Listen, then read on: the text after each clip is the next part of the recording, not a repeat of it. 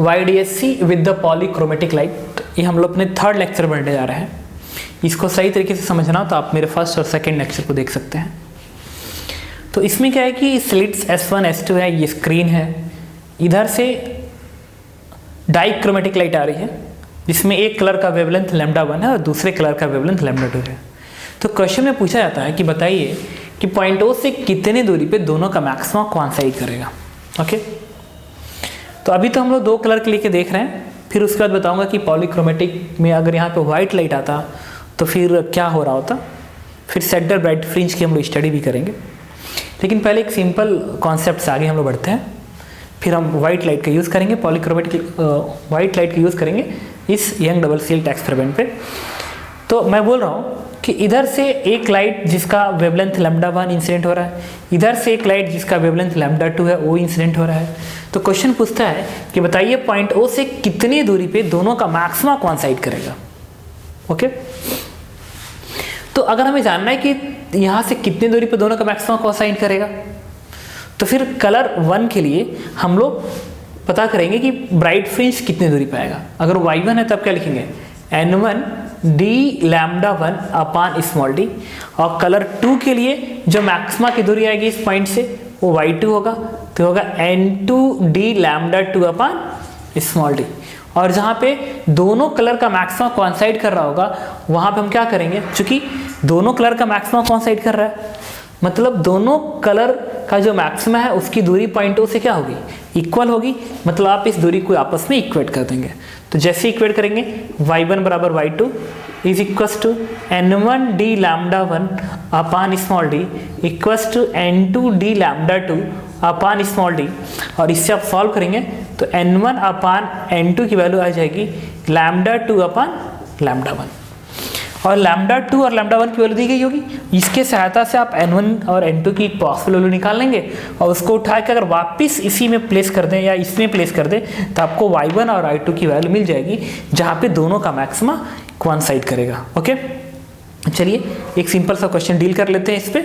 यही चीज़ अगर मैं कहता मिनिमा के लिए तो आप क्या करते हैं, आप यहाँ पे मैं n1 d λ1 upon small d रख रहा हूँ, मिनिमा के लिए क्या करते हैं आप n1 minus half d λ1 upon small d, n2 जब क्या लिखते तो n2 minus half d λ upon small d, और दोनों का मिनिमा जहाँ कोइंसाइड करेगा वहाँ पे दोनों को बराबर कर देते हैं। जब बराबर करते थे होता है n1 माइनस हाफ और ये होता है n2 माइनस हाफ, फिर यहाँ पे जाता n1 माइनस हाफ और n2 माइनस हाफ, और फिर इस रिलेशन से हम लोग n1 और n2 की वैल्यू निकालते और जब मिनिमम वैल्यू आती है अगर उसके इसमें प्लेस करेंगे तो आपको मिनिमम दूरी मिल जाएगी कि कहाँ पे कोइंसाइड करेंगे।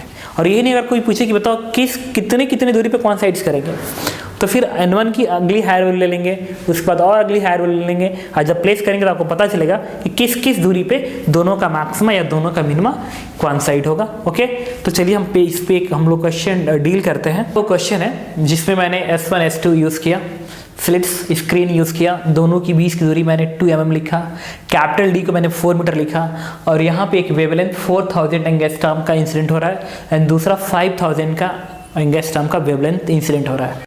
तो इस क्वेश्चन में ये पूछ रहा है कि बताइए इस पॉइंट O से कितनी दूरी पे दोनों का मैक्सिमा कोइंसाइड करेगा, और दूसरा क्वेश्चन ये है कि find the distance from point O where minimum of both are coincides.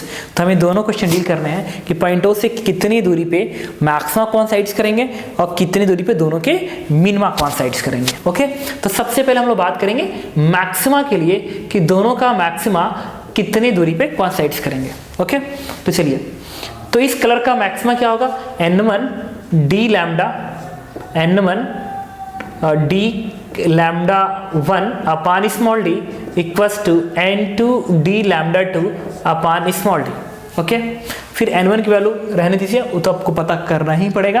Capital D, ये d लैम्डा से d लैम्डा फिलहाल कैंसिल आउट हो जाएगा, तो इससे आएगा n1 λ1 बराबर n2 λ2। नाउ n1 अपान n2 की वैल्यू मिल गई λ2 अपान λ1, λ2 अपान λ1, और λ2 अपान λ1 तो λ2 5000 है और λ1 4000 है, तो डिवाइड करेंगे तो आ जाएगी वैल्यू 5/4। इसका मतलब ये है कि n1 n2 5/4 के रेशियो में अगर आते हैं तो फिर उन n1 n2 की पॉसिबल वैल्यू के लिए दोनों का मैक्सिमा कोइंसाइड करेगा। ओके, तो चलिए n1 की पॉसिबल वैल्यू निकालते हैं। n1 की जो पॉसिबल वैल्यू होगी वो 5 हो सकता है, 10 हो सकता है, 15 हो सकता है, 20 हो सकता है, 25, मतलब 5 का टेबल। वैसे ही n2 की पॉसिबल वैल्यू क्या होगी, 4 हो सकता है, 4 का टेबल, 8 हो सकता है, 12 हो सकता है, 16 हो सकता है, 20 हो सकता है, एटसेट्रा। मतलब दोनों का अगर मैक्सिमम पता करना है कहाँ कोइंसाइड होगा, तो अगर इस फंक्शन में अगर n पे मैंने 5 प्लेस कर दिया, इस वाले में अगर मैं n पे 4 प्लेस कर दिया, तो दोनों का मैक्सिमम कोइंसाइड कर रहा होगा। तो मुझसे तो ये पूछ रहा है कि बताइए कितने दूरी पे कोइंसाइड करेंगे। तो जो मिनिमम दूरी आएगी उसके लिए आप चाहे इससे लीजिए हेल्प या इससे लीजिए हेल्प, दोनों से आंसर क्या आएंगे, सेम आएंगे। तो बेटर है कि हम ऊपर वाले से हेल्प ले लें।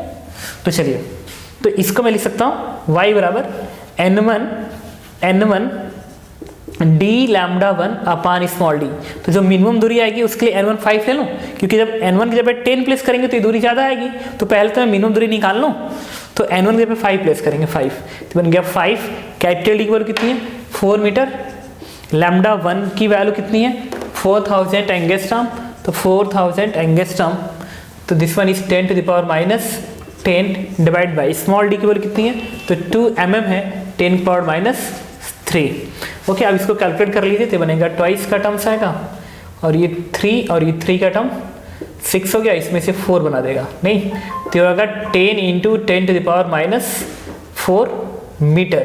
तो 10 into 10 to the power minus 4 metre, और एक 4 का टर्म तो ये भी है, तो ये 40 हो जाएगा, तो 40। तो इसको आप लिख सकते हैं कितना, 4 इंटू 10 पावर माइनस 3 मीटर, मतलब 4 mm की दूरी पे दोनों का मैक्सिमा कोइंसाइड हो रहेंगे। तो इंटो से जो मिनिमम दूरी आई जहाँ पे दोनों का मैक्सिमा कोइंसाइड होंगे वो वैल्यू कितनी है, 4 mm है। अब मैं चाहता हूँ कि अगला हायर दूरी कितनी होगी जहाँ पे दोनों का मैक्सिमा कोइंसाइड करेंगे। तो n1 जब 5 लिख रहे हैं, अब n1 जगह पे 10 प्लस कर दीजिए। जब 10 प्लस करेंगे तो इसी 5 जगह पे 10 हो जाएगा, और जब 10 हो जाएगा तो रिजल्ट आएगा वो इसका ट्वाइस होगा, मतलब 8 mm आएगा। अगला हमें जानना है हायर वैल्यूज, तो 15 प्लेस करेंगे, तो चूंकि यहाँ पे 15 लिखेंगे तो यहाँ पे 15 आएगा, मतलब 5 है तो इसका 3 टाइम्स है, मतलब इसका 3 टाइम्स आएगा, 12 हो जाएगा। तो पहला 4 mm, सेकेंड जहाँ पे कोइंसाइड करेंगे 8 mm है, थर्ड कोइंसाइड कहाँ करेंगे 12 mm पे, और फोर्थ कहाँ पे कोइंसाइड करेंगे तो दूरी आएगी वो 20 mm पे दूरी आएगी।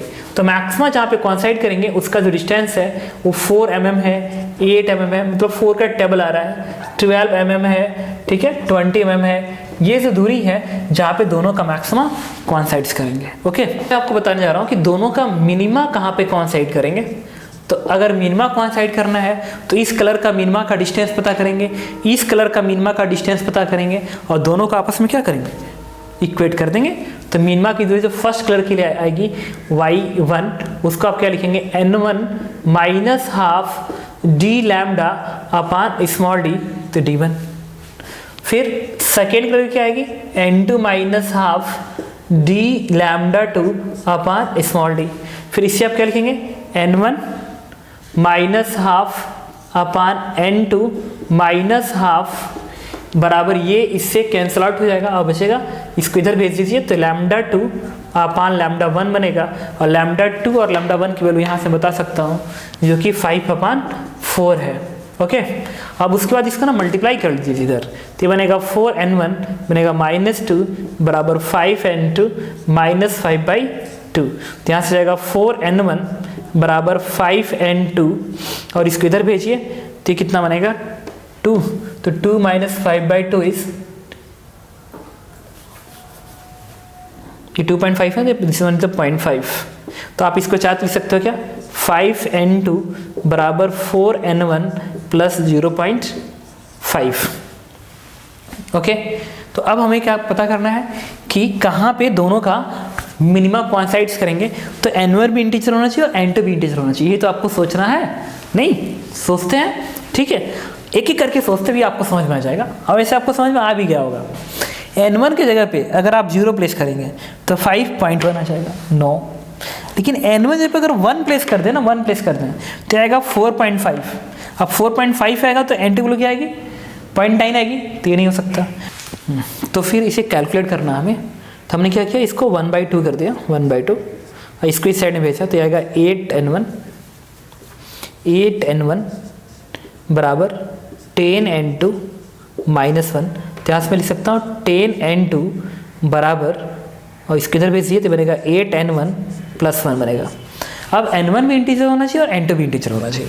तो देखिए अगर इसको, इस पूरे फंक्शन को अगर 10 से डिविजिबल होना है, 10 से डिविजिबल होना है और ये लास्ट में 1 दिखाई दे रहा है, तो तभी संभव है जब 8n1 वाली जो वैल्यू बने वो लास्ट में 9 दे।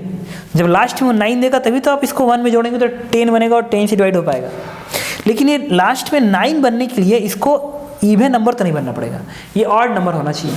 लेकिन 8n1 में अगर n1 आप हमेशा इंटीजर लें तो 8n1 हमेशा इवन आएगा, और इवन में अगर 1 आपने जोड़ दिया तो लास्ट में 10 नहीं बनाएगा, क्योंकि 10 बनाने के लिए लास्ट में पूरी वैल्यू, इस वैल्यू को तो 9 बनाना पड़ेगा, और 9 बन गया तो ये ऑड नंबर बन जाएगा, और ऑड हो नहीं सकता क्योंकि इंटीजर क्वांटिटी है और 8 आप इवन नंबर मल्टीप्लाई कर रहे हैं, तो पूरी वैल्यू चूंकि इवन नंबर है। इसका मतलब ये हो गया कि हमारे पास n1 n2 की ऐसी कोई वैल्यू अवेलेबल नहीं है जो इस इक्वालिटी को होल्ड करा जाए। इसका मतलब इस पूरे स्क्रीन पे हमें कहीं भी डार्क फ्रिंज दिखाई नहीं देगा, मतलब ओवरऑल डार्क फ्रिंज नहीं मिलेगा, या यूं कहूँ तो दोनों का डार्क फ्रिंज कोइंसाइड्स नहीं करेगा, बट दोनों की मैक्सिमा कोइंसाइड्स कर रहा होगा। ओके ना, अब हम लोग सीखने जा रहे हैं कि YDSC एक्सपेरिमेंट में अगर व्हाइट लाइट यूज करें तो क्या होगा।